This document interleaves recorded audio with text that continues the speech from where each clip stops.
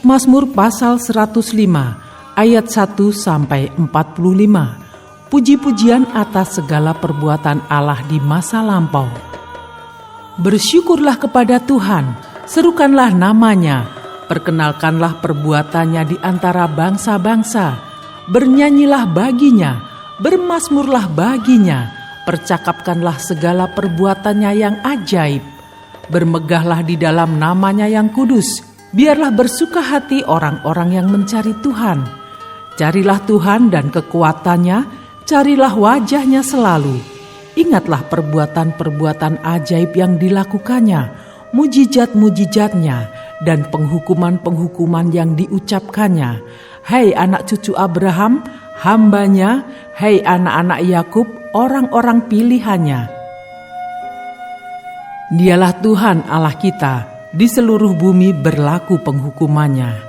Ia ingat untuk selama-lamanya akan perjanjiannya, firman yang diperintahkannya kepada 1000 angkatan, yang diikatnya dengan Abraham dan akan sumpahnya kepada Ishak.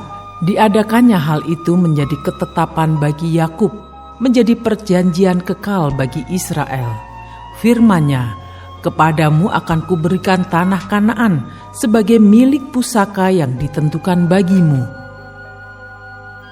Ketika jumlah mereka tidak seberapa, sedikit saja, dan mereka orang-orang asing di sana, dan mengembara dari bangsa yang satu ke bangsa yang lain, dari kerajaan yang satu ke suku bangsa yang lain. Ia tidak membiarkan seorang pun memeras mereka. Raja-raja dihukumnya oleh karena mereka. Jangan mengusik orang-orang yang kuurapi, dan jangan berbuat jahat kepada nabi-nabiku. Ketika ia mendatangkan kelaparan ke atas negeri itu dan menghancurkan seluruh persediaan makanan, diutusnyalah seorang mendahului mereka, Yusuf yang dijual menjadi budak.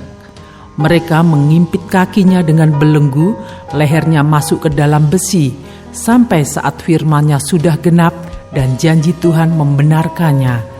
Raja menyuruh melepaskannya, penguasa bangsa-bangsa membebaskannya, dijadikannya dia tuan atas istananya dan kuasa atas segala harta kepunyaannya, untuk memberikan petunjuk kepada para pembesarnya sekehendak hatinya dan mengajarkan hikmat kepada para tua-tuanya. Demikianlah Israel datang ke Mesir, dan Yakub tinggal sebagai orang asing di tanah Ham.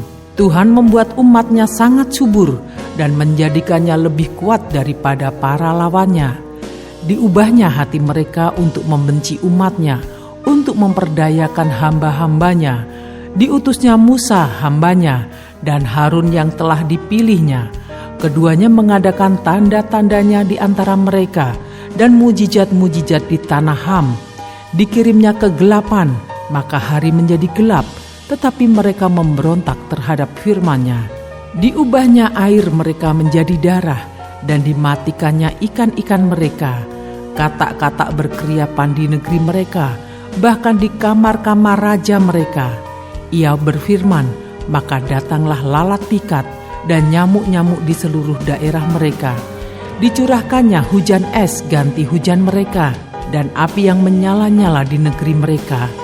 Dirubuhkannya pohon anggur dan pohon ara mereka, dan ditumbangkannya pohon di daerah mereka.